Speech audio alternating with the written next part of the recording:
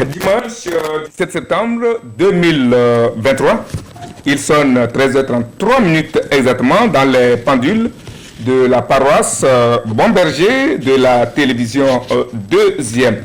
C'est bien l'heure de la messe médiatique.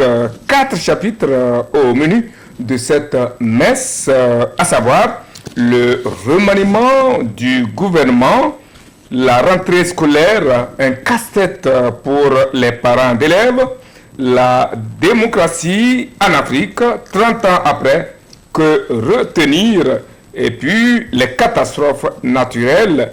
On se demande si c'est la manifestation de la colère de Dieu contre l'humanité. Tous ces chapitres à égrener en une soixantaine de minutes avec deux invités et de marque. Credo Adjé Tété, directeur de publication du journal Le Médium, que j'ai grand plaisir de retrouver après plus de 3 ans de séparation. C'est avec plaisir et d'ailleurs joie que je vous retrouve, Credo Tété. Bonjour Eric, bonjour à tous ceux qui nous suivent. C'est effectivement une joie pour moi de retrouver les plateaux de cette émission après 3 ans d'absence sur ce plateau. Mais il faut le dire, loin des yeux, près du cœur. Près du cœur. Aujourd'hui, l'opportunité nous est offerte encore de réfléchir sur les sujets d'actualité et c'est avec plaisir que nous accédons à cette sollicitation. Nous attendons incessamment l'arrivée de Germain Pouli, le patron du journal Togo Réveil. Tous ces évangiles, tous ces chapitres seront égrenés avec la complicité technique de 2 bras valides. C'est Balouki Jean un chef technique qui prend sa responsabilité et qui nous cadre. Il est debout derrière 2 caméras pour nous capter, remettre à Alexandre Tchalim, qui est de l'autre côté, le touche à tout, l'enfant au doigt aimanté, pour nous distribuer sur vos petits écrans.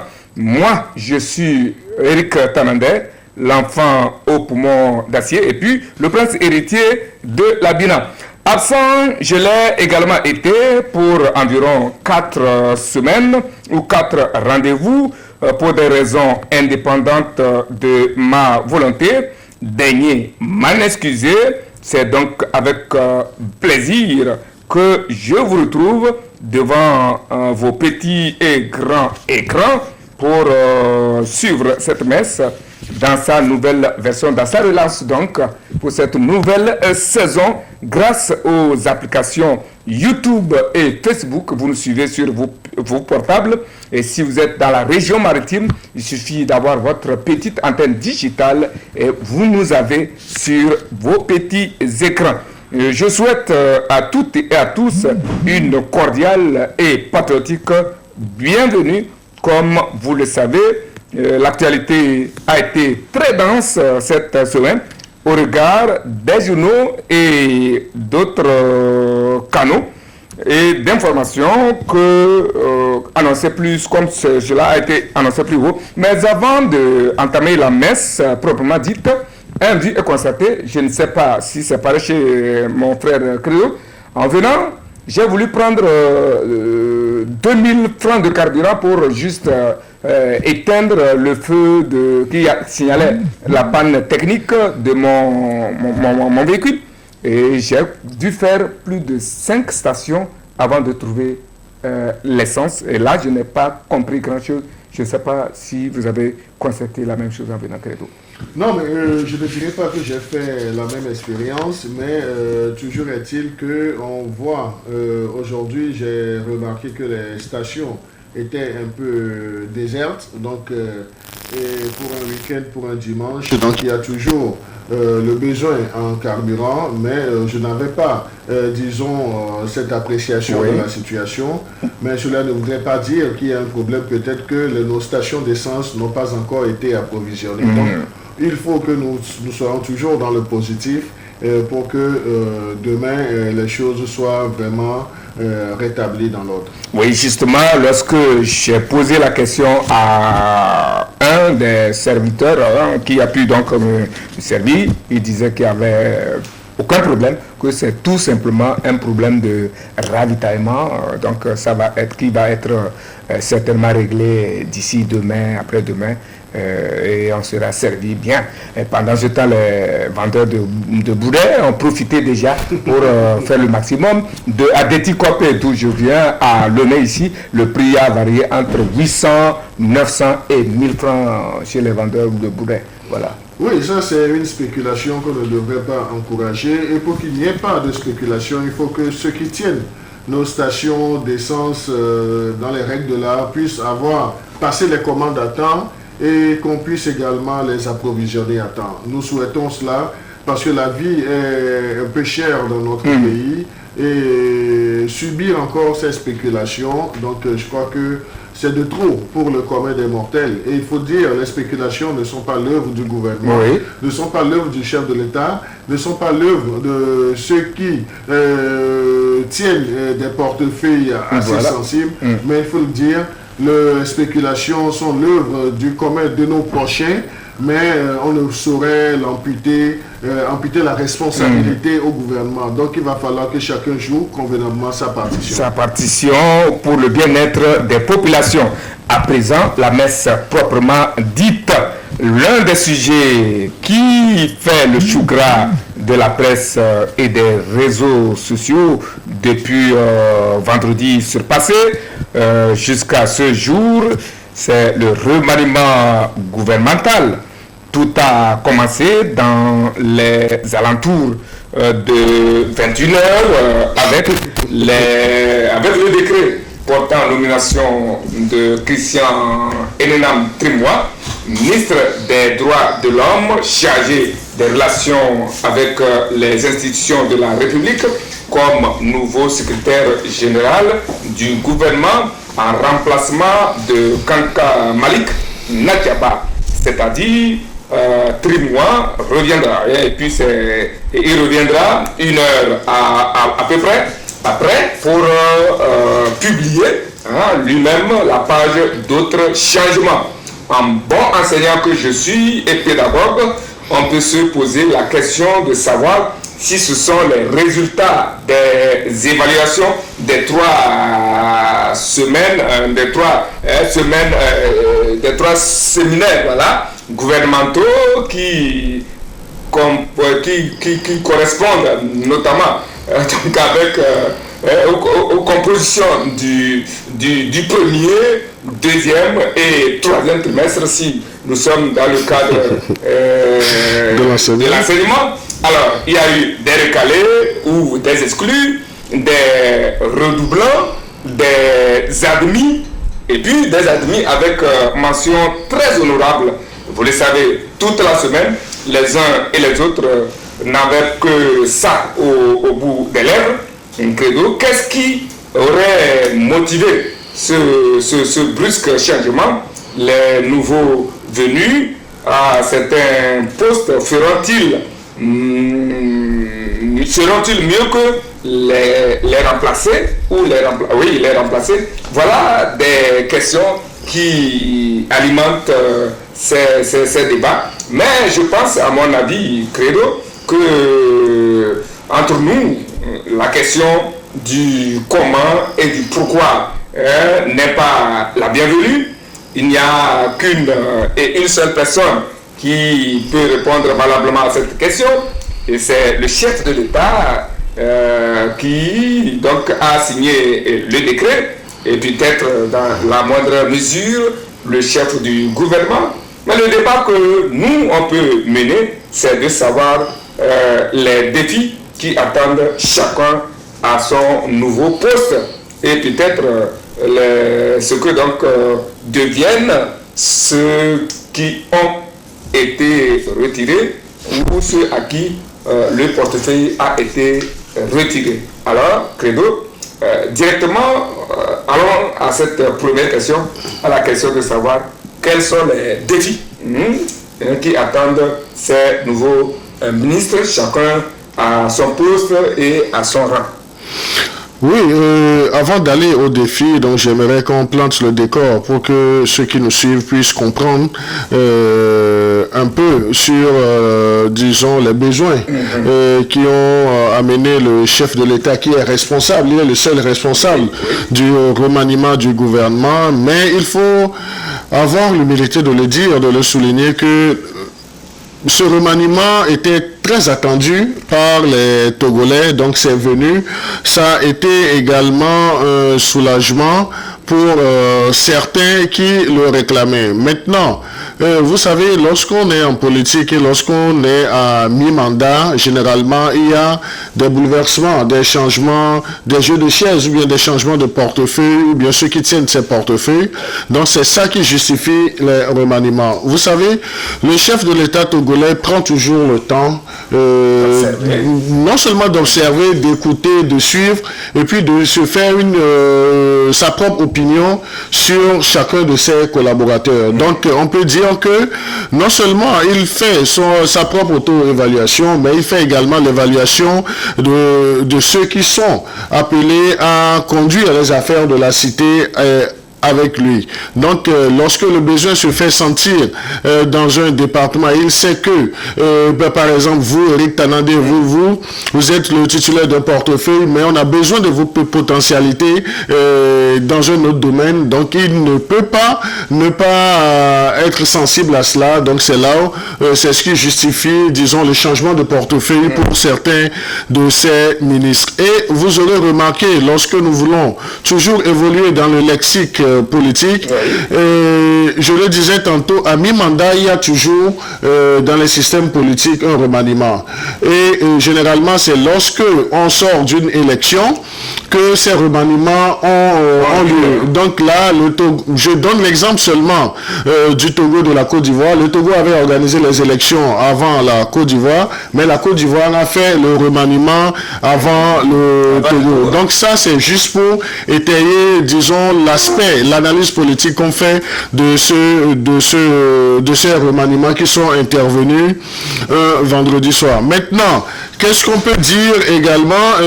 Donc, nous pourrons dire que les raisons, il faut insister là-dessus, les raisons de ce remaniement, c'est vrai, nous allons spéculer, mais ce sont des raisons qui sont propres au chef de l'État, mais en suivant, disons, la politique du chef de l'État, il y a des points qui doivent nous amener à concorder avec le chef de l'État dans ces changements de portefeuille tels que le renforcement de la mise en œuvre de certains projets qui sont assez cruciaux, prioritaires, notamment les filets sociaux, des projets sociaux. Et nous avons également, il faut toucher également ce besoin de célérité.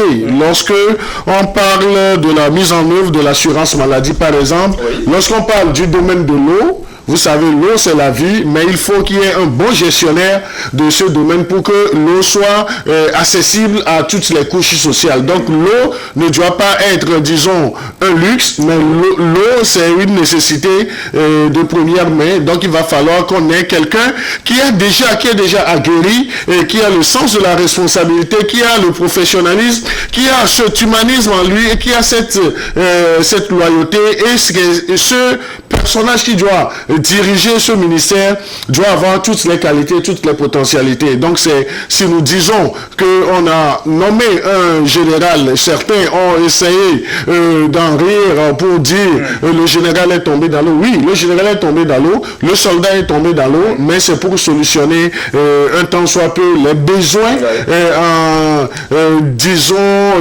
les besoins en eau. Pas seulement dans Lomé aussi, il y a des coins qui n'ont pas encore été servis en eau potable. Donc, le travail va se faire et vous aurez remarqué, lorsque le ministre d'État, le ministre de l'eau a pris fonction, il a pris l'engagement qu'il va travailler afin que l'eau ne soit plus un prestige, un besoin de luxe, mais que ça soit accessible à toutes les populations, à toutes les couches sociales de Lomé jusqu'à Sécassé, même dans les petits villages. Donc ça, je crois que c'est une profession de foi qui est assez poignante. Donc nous allons encourager celui qui tient ce portefeuille afin que le travail soit vraiment une réalité. Maintenant, il y a également le souci de travailler sur les logements sociaux.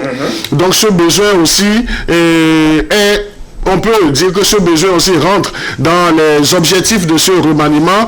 Il y a également la problématique du foncier. Le souci foncier aujourd'hui dans notre pays, donc je crois que c'est ce qui amène les populations à une certaine tristesse. Ce n'est plus uniquement la chose politique qui rend triste, mais ça fait mal lorsque vous avez acquis un terrain et que des gens se réveillent après 10 ans, après 20 ans pour dire que leur grand-père n'a pas bien vendu. Et ces gens-là viennent avec des papiers, parfois des papiers de la justice.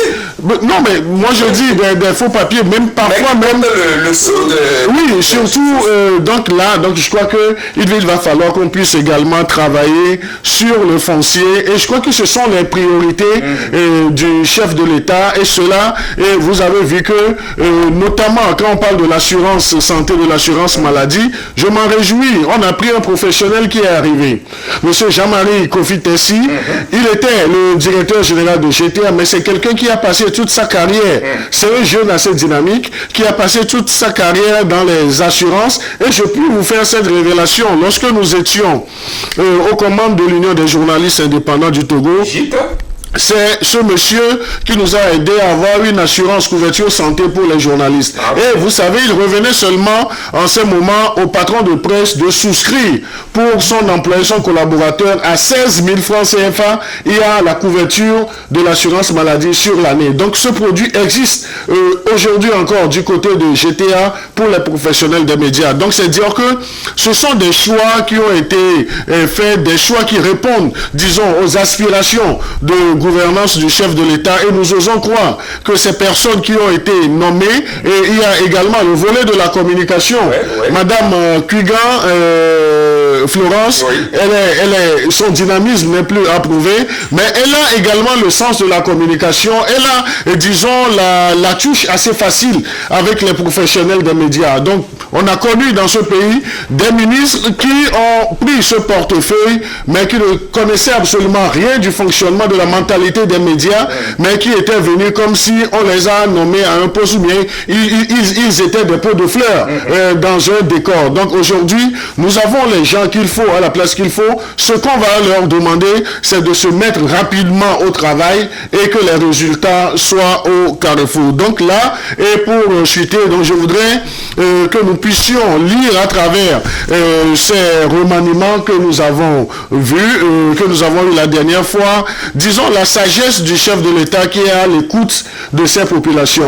Mais la particularité, ce qui fait la force, la particularité du président de la République, c'est que, au-delà de cette sagesse dont il a le secret, dont il bénéficie, donc c'est quelqu'un qui prend toujours le temps de mûrir, d'observer, de voir faire, et de mûrir les idées avant de prendre des décisions, avant de déplacer un pion. Donc il faudrait également que nous puissions toucher du point pour dire c'est quelqu'un qui est à l'écoute des populations togolaises. Oui, comme le dit un peu le thème, on apprécie la sagesse d'un chef dans le choix de ses notables. Pour rejoindre un peu ce que vous dites, Germain Pouli vient de nous rejoindre, c'est le patron du directeur, le patron du journal, j'allais dire le directeur de publication du journal Togo Réveil, et je le retrouve un Germain bien relooké.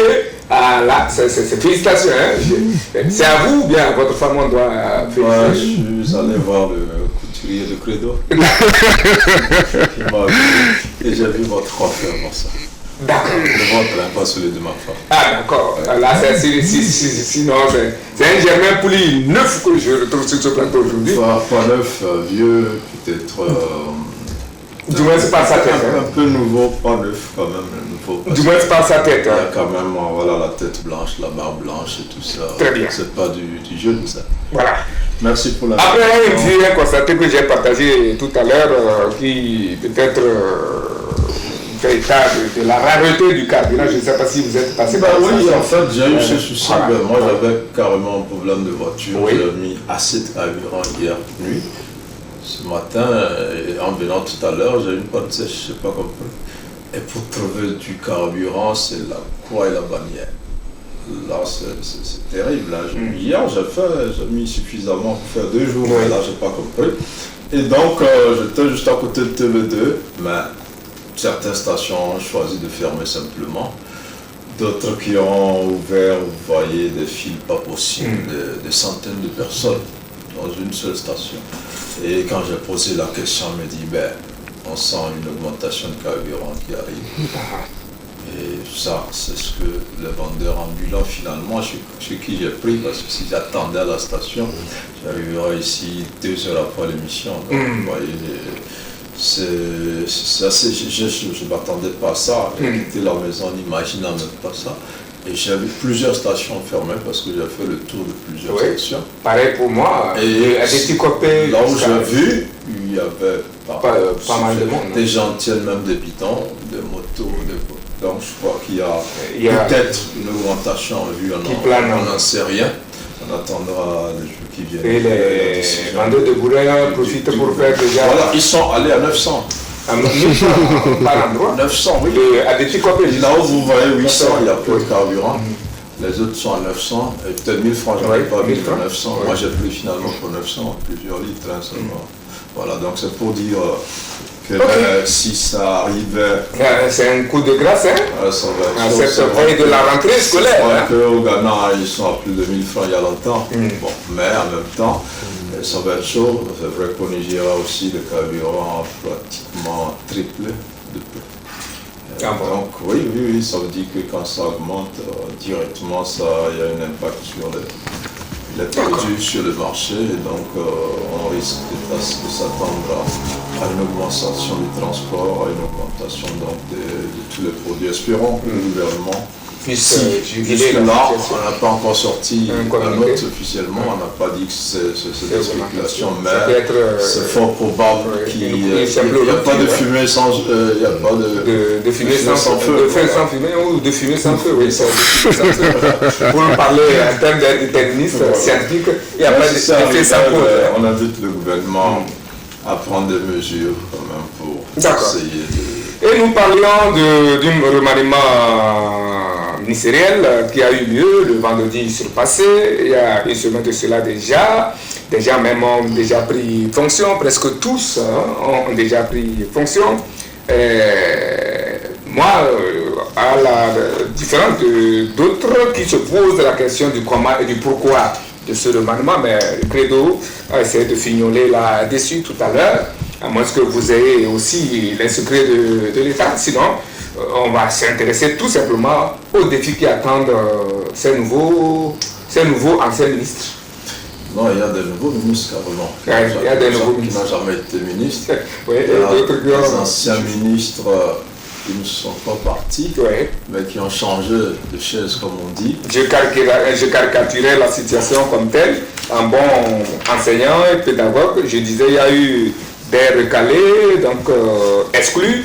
Il y a eu des admis, des ajournés. Il y a eu des admis et puis des admis avec mention très honorable. Oui, vous les connaissez. C'est vrai, il y a eu des ministres qui sont passés de ministre à ministre d'État avec changement de portefeuille.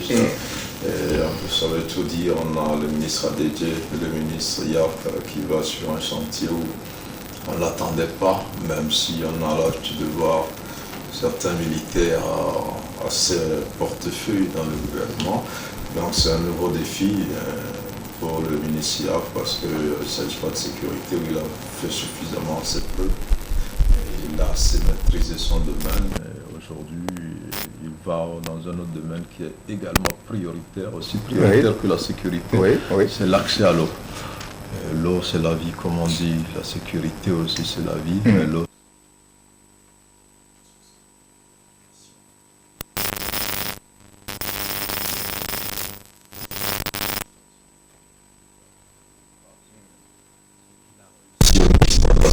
il va falloir qu'il le réédite au ministère de l'eau et de l'hydraulique villageoise, parce que aussi bien dans les villes que dans nos villages, il y a un objectif du gouvernement, c'est d'ici peu faire en sorte que tous les Togolais aient de l'eau potable chez eux. Et il faut un homme de poigne, un homme rigoureux, capable de faire travailler ses collaborateurs et surtout les entreprises partenaires. Donc, dans cette politique-là d'accès à l'eau potable pour tous, et donc, je pense que ce n'est pour rien que le chef de l'État l'envoie là-bas. C'est vrai qu'il y a toujours des défis sécuritaires, mais le président qui connaît bien ses collaborateurs et qui sait sur quel levier activer, donc a pensé l'envoyer à cette tâche-là. Et puis c'est un autre militaire, le colonel Majulba, donc, qui est ambassadeur en France. Certains ne pensaient même pas qu'il était un militaire. Moi, c'est la première fois que je suis dit. Voilà, il a été consul pendant longtemps en France. Il a fait ses preuves avant d'être ambassadeur, non seulement pour la France, mais pour d'autres pays de l'Union européenne. C'est un homme de confiance du président. C'est un militaire aussi, et donc au niveau de la sécurité, il va pouvoir sans doute continuer sur les traces de apporter sa touche personnelle. Donc c'est un défi qui est permanent, et vous allez sentir que le gouvernement a été renforcé par la présence des militaires. Donc le colonel Awate, préfet d'Aguanivé, qui prend le portefeuille de l'administration territoriale. Donc il y a un défi sécuritaire sous-régional qui n'est pas propre au Togo, et c'est normal que le gouvernement soit renforcé. C'est vrai qu'ils sont sur poste civil, mais ils ont une méthode militaire, une rigueur militaire dont on a besoin dans l'aménagement, donc dans la gestion du territoire, l'administration territoriale, l'accès à l'eau et puis la sécurité. Donc je crois que le président, qui connaît encore une fois ses collaborateurs, a misé dessus. Il y a eu des permutations, il y a eu des nouvelles entrées. Credo en parlait tout à l'heure, notre ministre. Tutelle. Bon, on n'aime pas trop tutelle parce que on laisse voir qu'on n'est pas aussi indépendant, mais la ministre qui est en charge de la question qui nous concerne, Oui, voilà.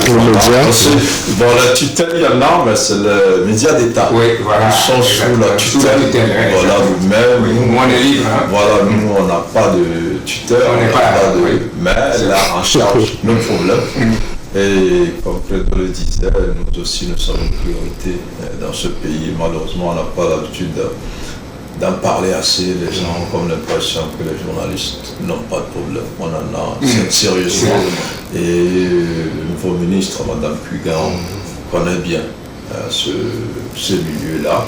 Il y a eu des chantiers qui ont été ouverts par son prédécesseur, le professeur Yvonne, donc qui n'ont pas été totalement fermés. On espère qu'elle va pouvoir continuer, et comme on sait qu'elle connaît bien le problème, on compte énormément sur elle. Vous avez vu que dans la presse cette semaine, certains ont relevé cet aspect-là. Donc c'est tout l'espoir de la presse qui est placé en la nouvelle ministre en charge des médias. On espère vraiment qu'elle pourra nous accompagner, surtout dans cette phase assez complexe de professionnalisation et de transformation des médias. Vous savez, nous sommes devenus des entreprises de presse.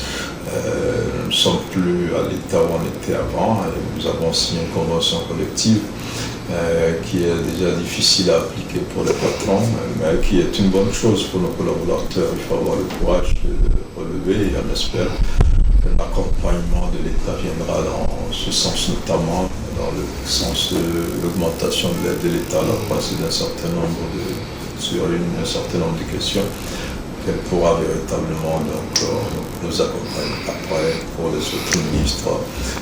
On espère qu'ils vont mieux faire que ceux qu'ils ont remplacés pour atteindre donc les objectifs du président, qui sont également la satisfaction du bien-être donc, des populations. Credo, je reviens à vous par rapport à un ministère, c'est celui du commerce, que laisse ADG Kodjo pour l'hydraulique de la vie, c'est ça? Non, pour plutôt l'urbanisme et l'habitat. Alors, celui qui vient au commerce, je ne sais pas, c'est une dame. Oui, Madame Yvette. Est-ce que ce que... Et à l'investissement avant. À l'investissement, elle vient au commerce, un secteur très très préoccupant pour le Togolais, surtout en ce moment où on parle de la vie chère et de la flambée des prix des produits, aussi bien vivriers que d'autres produits. Et on vient de le dire tout à l'heure dans le vu au constaté, il risque d'être ou elle risque d'être accueillie si les choses s'avéraient par une situation d'augmentation des prix des produits pétroliers. C'est une supposition, hein? On n'a pas dit que c'est déjà ça. Alors, ce secteur, comment l'entrevoyez-vous avec le nouvel arrivant ou la nouvelle arrivante? Non, il faut dire, Madame Mivedor, je crois qu'elle a les coudées assez franches. Elle a les coudées assez franches parce que ce n'est pas une novice. Donc, elle était, comme Germain le disait, elle était à la promotion de l'investissement. La promotion de l'investissement, ce n'est que le voisin du ministère du Commerce. Donc là, et aujourd'hui, elle a de plein droit le portefeuille du commerce. Et si vous parcourez, disons les expériences de cette dame, vous saurez que en fait on n'a rien à craindre. On n'a rien à craindre. Elle est dans son domaine et vous savez, le commerce n'est pas la priorité de celui qui l'a laissé. Donc lui aussi il avait ses forces, mais il avait également ses faiblesses. Il avait ses qualités, il avait ses défauts. Mais ce qu'on va dire aujourd'hui, vous savez, lorsqu'il y a un portefeuille ministériel, c'est que à la base il y a une lettre de mission. Donc chaque membre du gouvernement a une lettre de mission. Et dans cette lettre, une feuille de route, une lettre de mission où on te demande d'axer tes actions pour atteindre sur ces points pour atteindre des résultats. Donc c'est à partir de cette lettre de mission que nos ministres sont évalués. Donc Madame Mivedor, donc je crois que elle a les potentialités pour tenir ce ministère. Maintenant, Monsieur Adedje Kodjo tombe dans un autre ministère problématique, un problème, celui de l'habitat et de l'urbanisme, avec tout ce que vous savez comme problème de foncier et d'habitat et de tout. Est-ce que ça va être facile? Ce qui n'a pas réussi au commerce, est-ce qu'il va le réussir dans ce nouveau ministère? Non, je crois que si le chef de l'État lui a fait confiance, c'est parce que le chef de l'État reconnaît, disons, ses potentialités pour tenir ce ministère de l'urbanisme et du foncier. Je le disais tantôt, les raisons qu'on pourrait avancer, qui pourraient justifier ce remaniement, il y avait la problématique du foncier. La problématique du foncier, il faut trouver quelqu'un qui ait de la pédagogie, de la méthodologie également pour s'attaquer à disons, à ces problèmes. Monsieur Adedje vient de remplacer un notaire qui est familier à ces problèmes, mais qui n'a pas totalement comblé les attentes.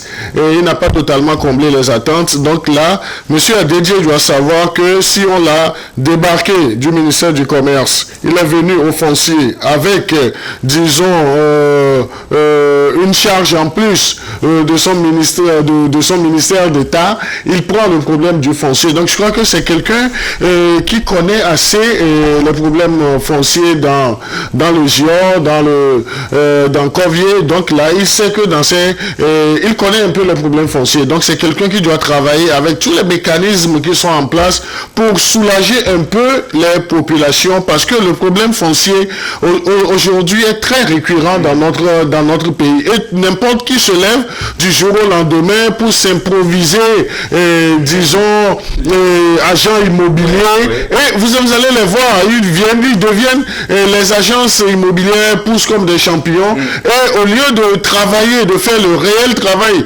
d'une agence immobilière, donc vous les voyez dans les couloirs de la justice à tout moment, et qui donnent de l'insomnie aux pauvres citoyens togolais, parce qu'ils s'amènent, même des fois, vous les trouvez, ils se prénomment des représentants des collectivités. Donc je crois qu'il faudrait que le ministre Adedje puisse travailler avec la justice pour... Il y a même un projet de retouche au code foncier. Donc c'est l'occasion avec tous les problèmes que nous avons dans le domaine, la problématique du foncier, elle est d'une importance. Tous les problèmes soulevés avec, disons, la mise en œuvre du code qu'on va retoucher. Donc je crois que du code domanial, du code foncier, il va falloir qu'on aille au but et qu'on décourage, disons, ce qui cause de l'insomnie pour les populations. Donc là, il faudrait résoudre un peu le problème foncier parce que c'est une braise dans un pays. Lorsque il y a de ces problèmes fonciers, c'est une braise. Donc c'est comme si le pays est assis sur une braise. Si on ne sait pas comment régler cela une fois pour de bon, donc là, ce ne sont pas les problèmes sécuritaires, ce ne sont pas les problèmes politiques qui vont créer des ennuis au gouvernement, mais le problème foncier. Et aujourd'hui, cela a pignon sur rue. N'importe qui se lève pour dire les agents immobiliers, ils représentent telle collectivité. On le voit. Et des fois même, ils narguent même les acquéreurs légaux parce qu'ils sortent de nulle part avec des papiers pour dire que... Gros bras derrière. Oui, le phénomène des gros bras. Vous voyez, le ministre, le général Yak avait fait d'énormes travail. En ce sens, nous ne doutons pas que son remplaçant, le colonel Madjoulba, aussi saura conjuguer les efforts, aussi bien avec le ministre en charge du foncier que le ministre de la Justice pour essayer de sécuriser les biens des acquéreurs. Parce que c'est comme s'il y a trop de facilité. Quelqu'un qui a appris un métier qui n'a même pas terminé son apprentissage, vous le reverrez du jour au lendemain agent. Non mais géomètre ou bien agent immobilier et qui se cache derrière des cabinets d'huissiers et bon, pour intimider la population à seule fin de prendre quelques millions et puis d'aller faire la belle vie quelque part et revenir aussitôt que les millions sont dilapidés. Donc là, ce que nous disons, le ministre a du pain sur la planche parce qu'il doit s'attaquer aux problèmes fonciers. Et également, on ne peut résoudre les problèmes fonciers si on n'a pas des chefs villages qui soient également sérieux, des chefs cantons, parce que des fois on voit dans ces coins le chef canton, le chef village a déjà signé plusieurs papiers pour le même terrain à des acquéreurs différents. Donc il va falloir décourager une fois pour de bon ces pratiques et donner la confiance aux populations, à ces acquéreurs, que une fois que vous avez acquis vos terrains, là, et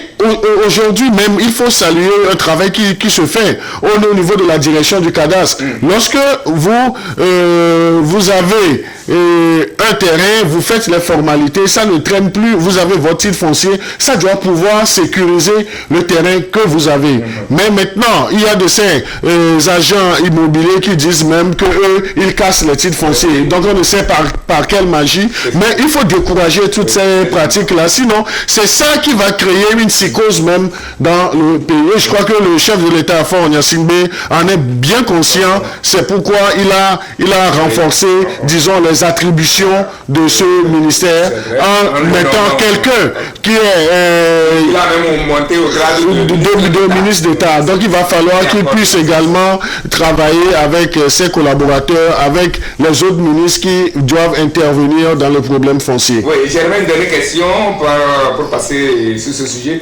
Les autres sont restés à leur place.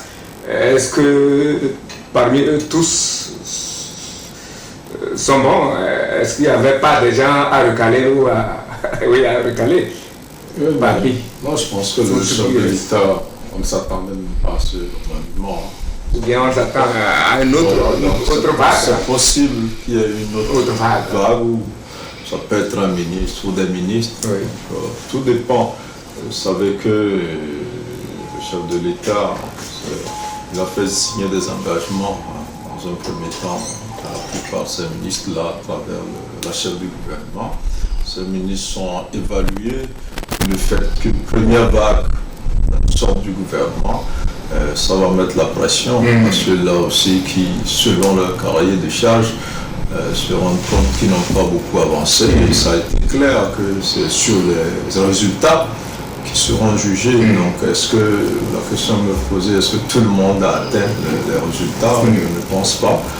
Mais est-ce que des efforts sont faits pour aller vers l'atteinte de ces résultats? Oui, on peut le dire dans plusieurs ministères où des efforts sont faits. Après, c'est au chef de l'État de voir par rapport au temps et aux moyens mis en œuvre? Est-ce que ces ministres qui n'ont pas été débarqués la dernière fois, est-ce que certains s'y vont? C'est possible que certains suivent, mais à dire ici qui méritait de partir, c'est assez difficile parce que les résultats, si certains sont connus, d'autres ne sont pas connus, mais sont connus du chef de l'État qui les a nommés et qui les évalue. La toute dernière question, quelle est la nouvelle destination, selon vous, des ministres recalés? Non, je crois que les ministres recalés avaient un job avant, donc ils doivent retourner, disons, à l'exercice de leur profession. Donc ils ont servi, ils ont eu le mérite de servir la nation à un certain moment. Cela ne voudrait pas dire que ce sont des fainéants, mais à un certain moment, donc le chef de l'État a jugé avec toute la sagesse de les décharger. Donc ils ne sont pas les mauvais élèves de la classe entre trucs là, et ce n'étaient pas des chômeurs, donc c'était des gens qui avaient des emplois, donc ils retournent à leurs emplois et nous leur souhaitons bonne chance. Et nous leur souhaitons bonne chance, mais ils ont eu également le mérite de diriger des portefeuilles, d'avoir eu la confiance du chef de l'État pendant des mois, des années pour être ses plus proches collaborateurs. Donc nous devons également les remercier et leur souhaiter bonne chance dans leur nouvelle charge. Mais je voudrais rebondir un peu sur un aspect qu'a développé mon cher confrère Germain pour dire nous ne serons jouer au charlatan sur ce plateau pour dire tel va partir demain, tel va partir. Mais toujours est-il que si vous prenez le gouvernement actuel avec ce remaniement partiel, il y a des signaux que on peut avoir à tout moment d'autres remaniements. Mais ce qu'on doit également remarquer, c'est que le chef de l'État n'a pas choisi de faire un remaniement global. Il va à petits pas, mais avec des pas assez assurés. Donc ne soyons pas surpris que demain ou après-demain, ou bien après des semaines, qu'on voit d'autres personnes intégrer le gouvernement, d'autres repartir pour d'autres missions. Donc cela, vous savez, la fonction de ministre n'est pas comme la fonction de prêtrise où on te dit tu es prêtre à vie. On t'amène pour servir avec des cahiers de charges. Lorsque vous aurez accompli votre mission, c'est celui qui vous a fait confiance qui saura apprécier si vous avez fait convenablement le travail. Mais il faut le dire, ceux qui ont été tout dernièrement sortis du gouvernement, ils n'ont pas démérité, même si on peut leur relever des insuffisances. Mais l'adulte apprend en faisant, c'est une expérience et je crois que cette expérience doit leur être assez riche. Et nous devons féliciter l'un de ceux qui sont partis, le doyen Payaroa Boupessi, ministre d'État, qui a fait, c'est un doyen, il a fait déjà 30 ans dans le gouvernement, même si en peu de temps il est allé venir, vraiment ce n'est pas donné à n'importe qui, et là, lui ne peut que se réjouir. Non, je crois que le ministre Payaroa Boupessi a connu le vieux, donc aujourd'hui il est avec Fort Nyasing, mais il a également fait ses preuves et je crois que à son âge, donc c'est quelqu'un qui mérite un repos assez doré, mais c'est quelqu'un dont on aura toujours besoin et ses successeurs auront toujours, disons, cette propension à courir vers lui, à le consulter sur des sujets. Mais il y a également d'autres de cette carrière. Ça, c'est une très bonne chose. Le ministre Boupessi, on l'avait vu au temps de Yadema, il avait eu plusieurs portefeuilles, mais tout dernièrement, il était, avant même de prendre l'administration territoriale, je crois qu'il était ministre de l'économie et des finances, où il n'a pas aussi démérité. Donc, le chef de l'État lui a fait confiance en le rappelant au ministère de l'administration territoriale. C'est quelqu'un qui a su également jouer sa partition. J'écoutais un homme politique. C'est avec lui que le Togo a connu ses premières élections, ses premières élections communales de l'ère démocratique. Oui, les élections locales, oui, les élections communales. Donc il a œuvré afin que tout soit vraiment aplani. Mais il demeure une source intarissable. Oui, les gens, ceux qui sont venus doivent aller, disons, à son école pour le consulter. Donc on lui dit bon repos, mais qu'il sache que ce repos-là, il est devenu un consultant pour les entrées. Et si on le retrouvait au sommet, à la présidence de la République, à côté de mon papa Solé Tokeso et du vieux Bari Moussa Paquet, comme conseiller spécial du chef de l'État, pourquoi pas? Ça, c'est une probabilité. Il doit être consulté par le chef de l'État parce que c'est une mine d'expérience. Oui. Vous savez, aujourd'hui, les jeunes ne peuvent pas tout faire sans se référer aux anciens sur certaines questions. Donc, généralement, le chef de l'État a l'habitude de mieux exploiter ces personnes-là. En tant que conseiller, il consulte sur plusieurs questions.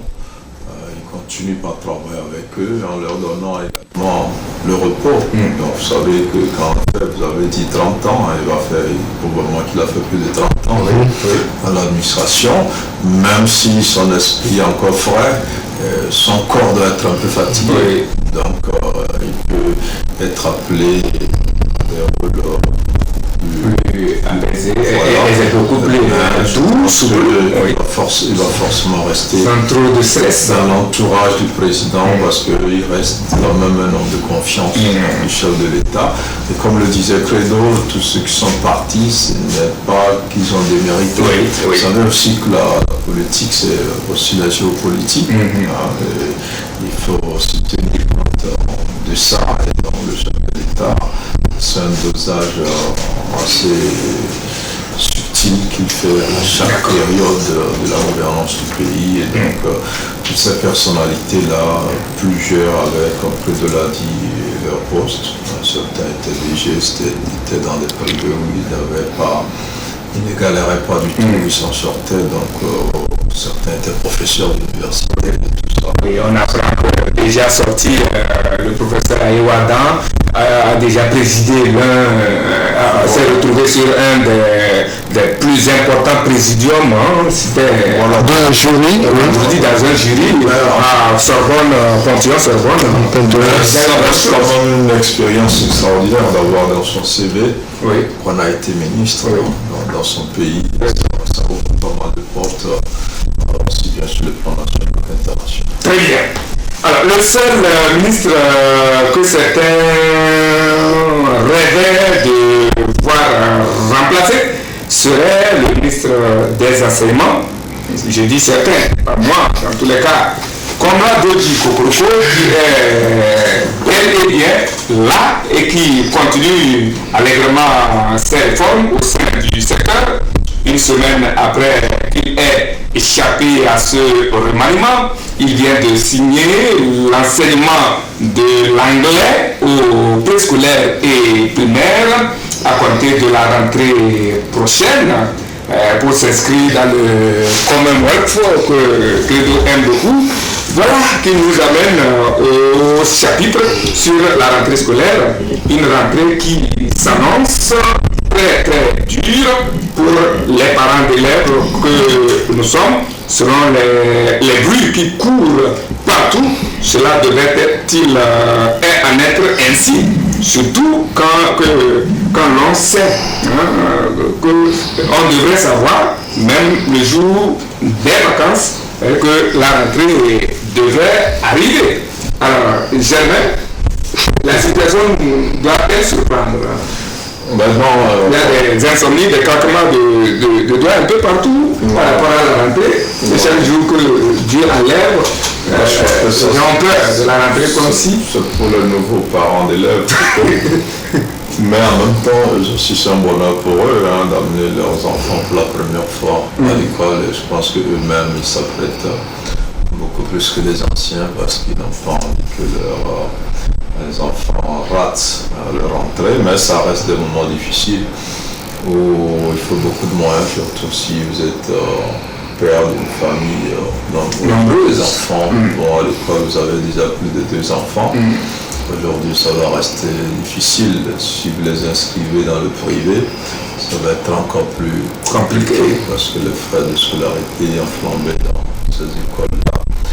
Et aujourd'hui, ça a toujours été comme ça tous les ans. Voilà, certaines institutions bancaires ont institué le préscolaire depuis des décennies, et donc pour soulager la peine des parents. Donc maintenant, ceux qui ne sont pas assez affiliés à ces banques-là, ils font ce travail-là quelques mois avant la rentrée. Donc il y a aussi certains élèves qui aident préparer la rentrée. On l'a vu, et puis il y a de bonnes volontés, on en voit de plus en plus, qui font des dons aux enfants qui sont dans les besoins. Donc ça reste quand même des périodes difficiles pour tous les parents, mais en même temps des périodes de solidarité, des périodes aussi de plaisir pour certains qui aussi se disent c'est le moment de réduire les factures aussi à la maison. Les enfants sont restés 3 mois à allumer la télé tous les jours du matin jusqu'au petit matin. Donc il faut qu'ils quittent les quartiers, les maisons pour retourner à l'école et aller apprendre un mot rapidement sur l'introduction de l'anglais. Je pense que c'est plutôt une très bonne chose, parce qu'aujourd'hui le Togo est membre d'une nouvelle communauté qui a en partage l'anglais, le Commonwealth, et on ne saura véritablement profiter de cette adhésion du Togo là dans ce grand marché, à la fois économique, culturel et tout ce qu'on veut, si nous n'avons pas l'outil de travail au sein de cette organisation qui est l'anglais. L'anglais existait depuis des années, existe encore à partir du collège, mais vrai qu'après, les gens l'étudient uniquement pour avoir des points passés en classe supérieure. Seuls ceux qui à l'université embrassent l'anglais, ou ceux qui pour des raisons de business parlent l'anglais, mais la majorité des Togolais verraient qu'ils oublient même tout l'anglais qu'ils ont appris parce qu'ils n'ont pas besoin de ça. Ceux qui sont dans les affaires et qui traitent avec des anglophones, même s'ils ne sont même pas là à l'école, qui se développent pour parler anglais. Mais aujourd'hui, ça reste une nécessité absolue que les Togolais maîtrisent l'anglais pour profiter pleinement des avantages de notre adhésion au Commonwealth. Et Dieu sait qu'il y a plusieurs avantages. C'est un marché économique important, c'est des opportunités culturelles, c'est de la solidarité, c'est des occasions de découverte, c'est une ouverture réelle sur plusieurs autres pays et donc des relations de partenariat dont on ne pourra pas profiter si on ne maîtrise pas l'outil de travail, l'outil des échanges qui est l'anglais. D'accord, oui, l'anglais, oui, mais le préscolaire, n'est-ce pas trop prématuré ça? Je ne sais pas. Non, mais je crois que c'est ambitieux. C'est ambitieux parce qu'il faut habituer les enfants à avoir cette propension à apprendre l'anglais. Donc, ça ne sera pas comme dans les amphithéâtres, mais disons, si dans le préscolaire, déjà, nos enfants savent comment dire bonjour, excusez-moi, donc en français, donc ils doivent être à même d'avoir ces bribes aussi en anglais. Donc, je crois que c'est une ambition, c'est une autre ambition du ministre Dodi Kokoroko. Et vous savez, avant, dès l'entrée du Togo dans le Commonwealth, qu'est-ce qu'il a souhaité? Donc, c'est que les vendredis, nous puissions faire cet exercice de parler l'anglais dans nos administrations. On aurait tenu cette émission peut-être un vendredi, qu'on aurait fait au moins la première partie en anglais. Maintenant, donc, cela voudrait dire que on a aujourd'hui l'environnement mondial recommande à ce que qu'on ne soit pas focalisé dans un secteur unique de langue, mais qu'on puisse s'ouvrir à d'autres horizons. Si vous sortez aujourd'hui, donc c'est vrai, il y a le français qui est parlé, mais la première langue de discussion dans les grandes rencontres sur le marché international, c'est l'anglais. Donc lorsque vous n'avez pas des bribes en anglais, lorsque vous ne comprenez pas l'anglais un peu, avant de trouver un traducteur, donc il y a beaucoup d'opportunités qui vous échappent. Mais je voudrais revenir sur sur votre introduction, lorsque vous disiez que c'est l'un des ministres que le commun des mortels aurait voulu voir sortir du gouvernement, mais moi je me dis, je m'inscris en faux, parce que si nous considérons les jeunes ministres, le jeune ministre du gouvernement de Faure Gnassingbé, il est l'un des meilleurs. Oui. Il est l'un des meilleurs. d'ailleurs, et c'est quelqu'un qui, là où il passe, il imprime toujours sa marque. Nous avons vu comment il a fait ses preuves à la présidence de l'université de Lomé. Donc, la dernière fois, lorsqu'il passait le flambeau à son ami, à son compagnon, le professeur Boda, donc les éloges que nous avons, les témoignages vivants, même les étudiants, même le corps professoral.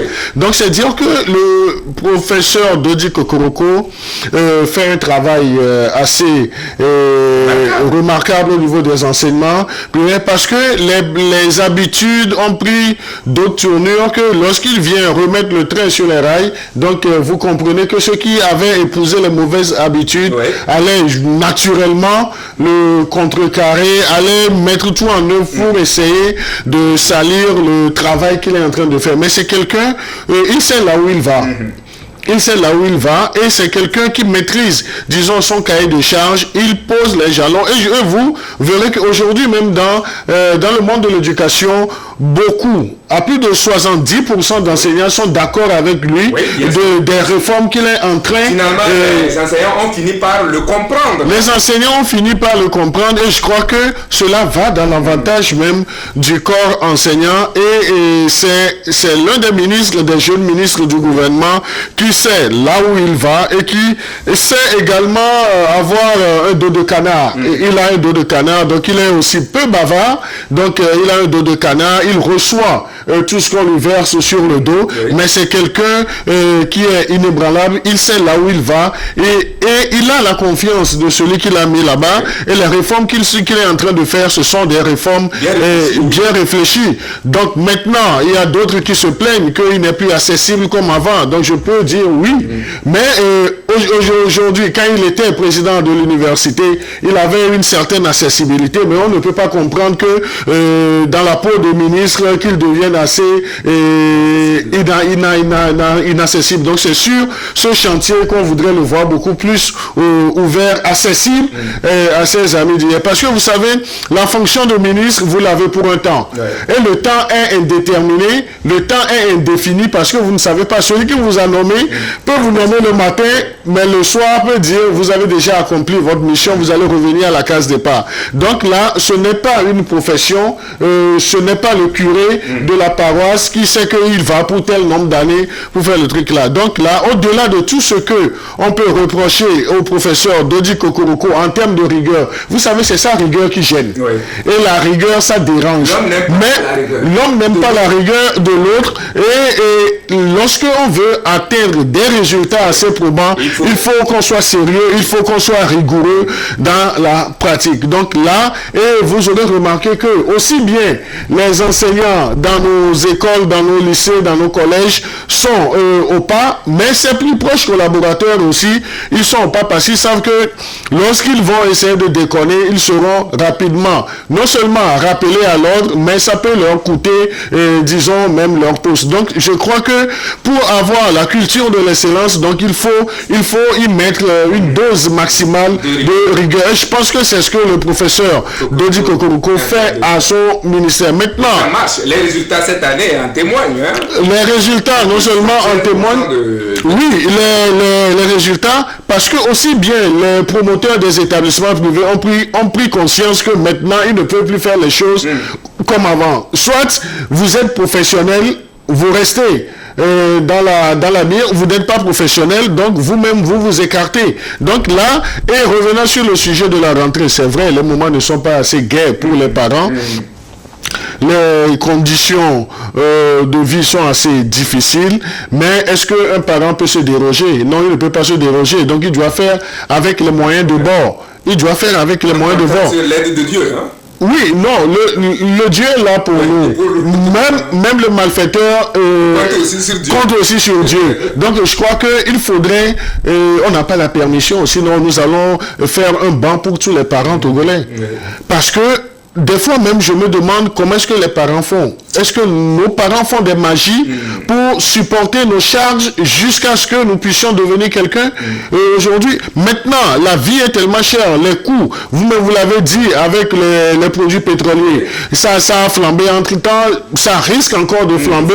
Les prix des produits vivriers, les prix sur les marchés, mais un parent qui a le sens, oui, un parent qui a le sens de la responsabilité, c'est un parent qui doit mettre ses enfants dans de bonnes conditions. Il doit payer non seulement l'écolage, il doit payer les fournitures, mais il doit s'assurer que l'enfant ne manque de rien pour que l'enfant lui ramène aussi des résultats. Donc je dis, les parents togolais, ce sont des gens qui font de la magie, il faut les encourager. Il faut également qu'au sommet de l'État, au niveau du gouvernement, qu'on pense également à travailler sur les frais de scolarité. Parce que si vous prenez des établissements privés, mais on a comme l'impression que si vous n'avez pas, ou bien si tes parents n'ont pas les moyens, donc vous ne pouvez pas prospérer dans l'éducation. Donc il va falloir que le ministre Kokoroko puisse également plafonner, disons, les frais de scolarité, aller sur le chantier même des établissements privés. Il va déjà en travaillant sur les infrastructures qui accueillent les apprenants. Donc ça, c'est déjà un pas, mais il va falloir ouvrir d'autres chantiers et je sais compter sur le professeur Dodi Kokoroko tout en lui rappelant de ne pas oublier qu'il doit être beaucoup plus accessible qu'avant. Très bien, Germain, le dernier aspect, c'est ce que touche Credo, qui peut être source d'un autre souci, c'est la fermeture de certaines écoles privées, dites clandestines, à compter de la rentrée scolaire prochaine. Alors la question, où iront les élèves qui étaient en route vers ces écoles? Ben, où iront ces élèves-là? C'est une question. Mais la vraie question, c'est pourquoi ces écoles sont fermées. Est-ce qu'elles sont dans les normes? Est-ce qu'elles méritent d'accueillir ces élèves dont nous plaignons du sort aujourd'hui? Donc je crois que c'est après des études et un constat réel que plusieurs aventuriers s'amusent à créer des écoles privées et à engager des enseignants qui ne paient presque pas ou qui paient très mal et à ériger des infrastructures scolaires dans lesquelles les enfants n'ont pas le minimum pour espérer avoir une bonne formation, une bonne éducation. Donc c'est l'école au rabais, comme on dit, c'est formé à la baisse. Donc l'avenir de demain, il était important. C'est pas le ministre qui choisit de le faire, c'est sur plainte de nombreux Togolais. Donc il a entendu ce cri-là. Maintenant, c'est vrai que certains parents se diront que cette école était à côté. Moi, mon enfant n'avait pas à faire un long chemin pour y aller, ça va être compliqué. Mais voyons plutôt l'avantage qu'il y a à mettre ces écoles-là ou pas, ou à les fermer.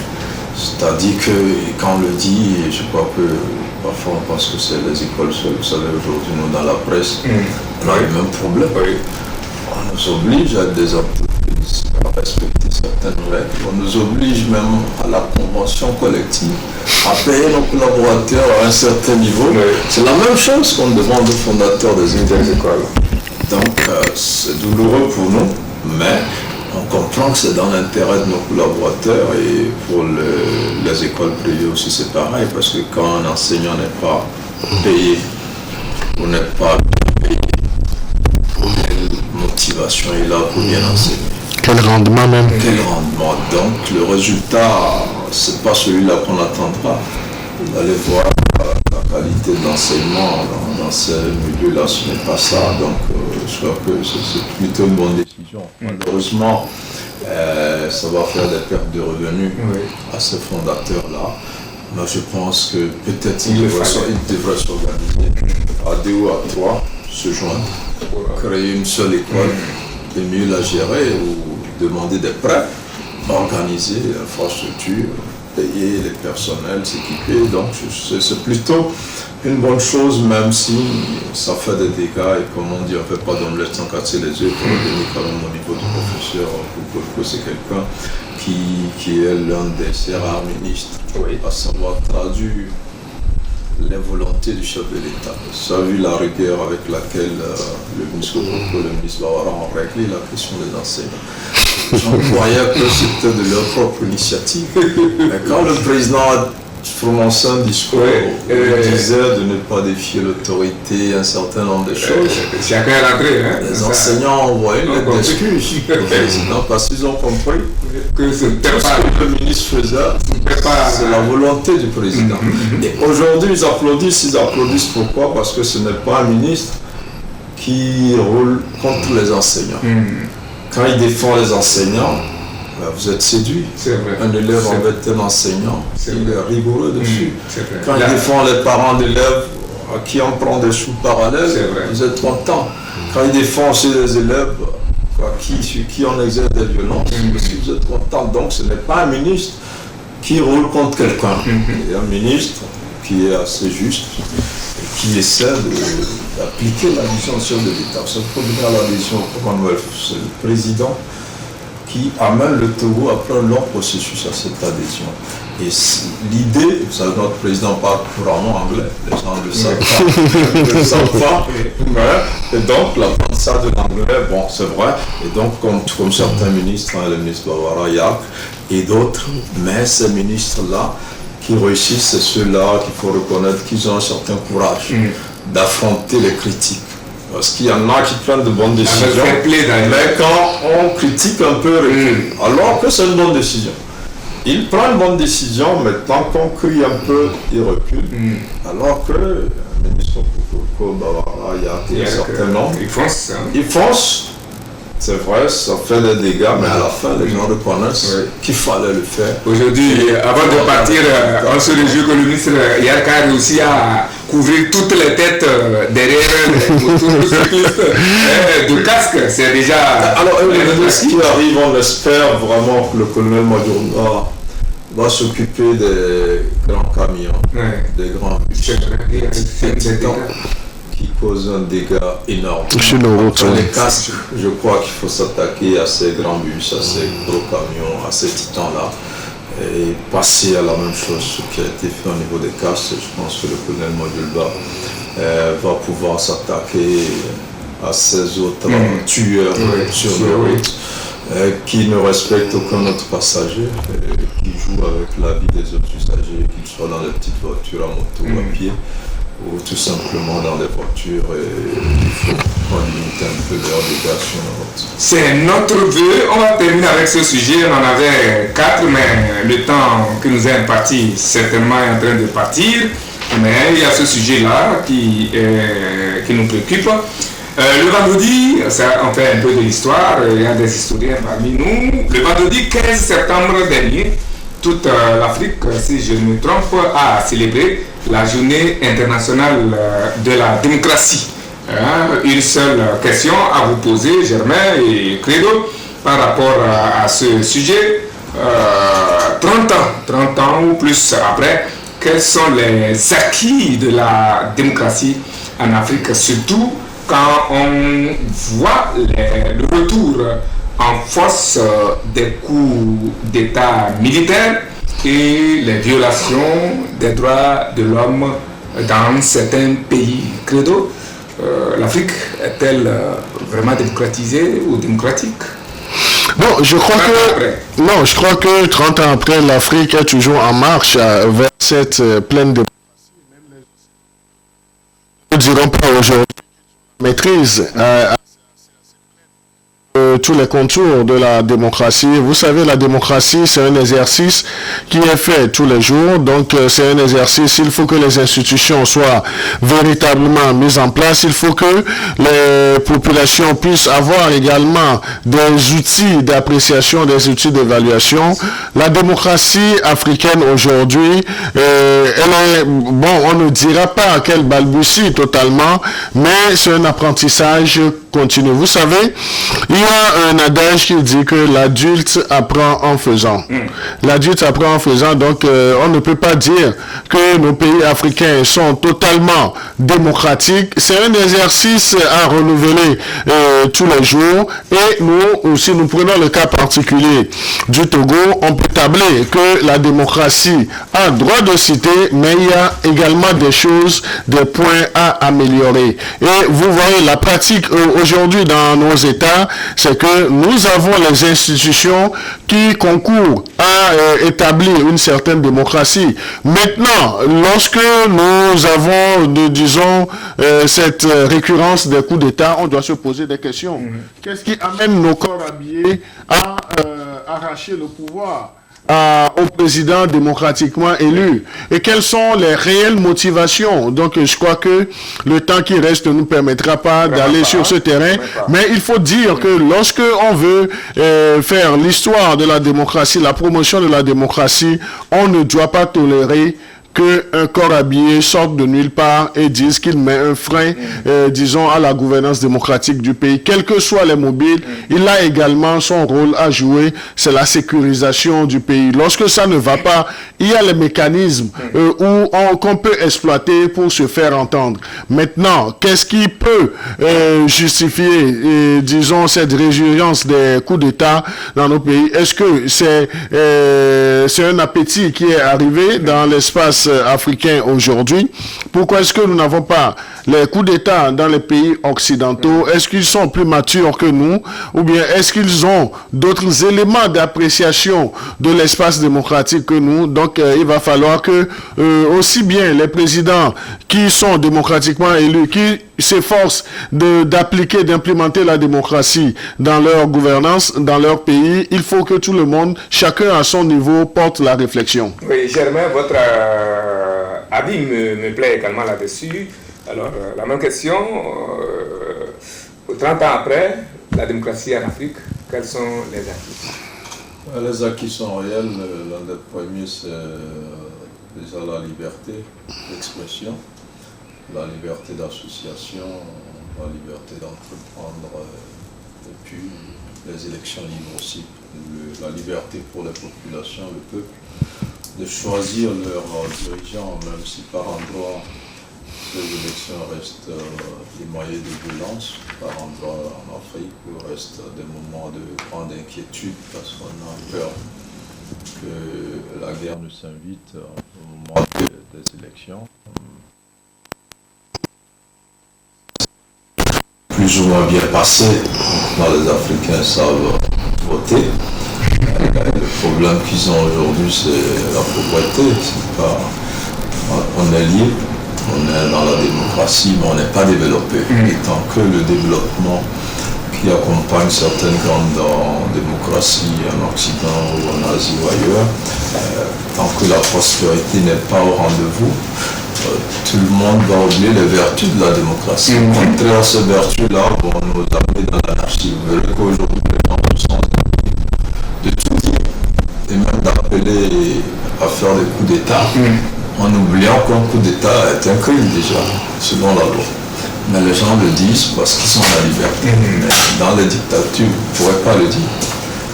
Aujourd'hui, donc, on le dit, et malheureusement, il y a en dehors de la démocratie les questions sécuritaires qui sont devenues un argument à plusieurs militaires dans plusieurs pays qui estiment que les présidents démocratiquement élus sont incapables de juguler la crise sécuritaire et qu'eux viendront pour régler cette question et ont réussi à emballer une partie de la population, sauf que dans la réalité, leur gestion de ces questions n'est pas aussi meilleure que celle des civils qui sont chassés. Parce que quand on compare les deux périodes, on ne peut pas dire que les militaires ont fait mieux que les civils qu'ils ont chassés, soit la situation est la même, soit par l'endroit le plus grave que quand les civils tenaient le pouvoir. Donc je crois qu'il faut savoir raison garder, inviter les militaires à rester dans leur rôle.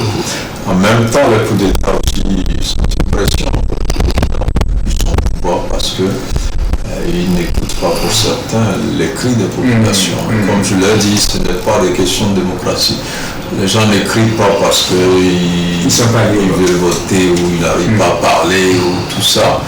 Mais ils crient parce qu'ils ont faim. Ils crient parce qu'ils n'ont pas de boulot. Ils crient parce que la vie est chère. Ils crient pour un certain nombre de raisons. Et dans plusieurs pays, surtout, ça s'est arrivé avec la Covid et la guerre en Ukraine. Donc la vie est devenue chère. La pauvreté est rampante dans plusieurs pays au point où Partout aujourd'hui, les militaires peuvent se saisir de ces arguments-là pour bousculer l'ordre de Mali et nous ramener en arrière, parce que si par malheur une bonne partie des pays africains étaient occupés par des militaires, se retrouveraient exactement au lendemain des indépendances avec des militaires qui vont rester 15 ans, 20 ans et plus. Malheureusement, et devront se battre comme dans les années 90 pour avoir la démocratie et la liberté. Malheureusement, le temps ne nous permet pas d'avancer encore.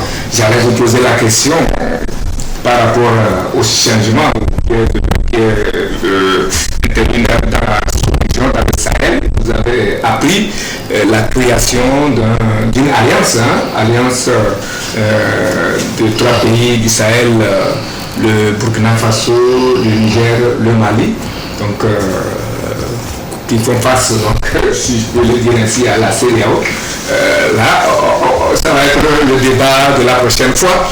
Mais 30 secondes pour compatir et s'adapter avec les compatriotes et les populations du Maroc, de la Libye et d'autres pays victimes de catastrophes naturelles, séismes, inondations, typhons, incendies, voilà les autres, voilà entre autres phénomènes que subit la planète Terre, notre planète,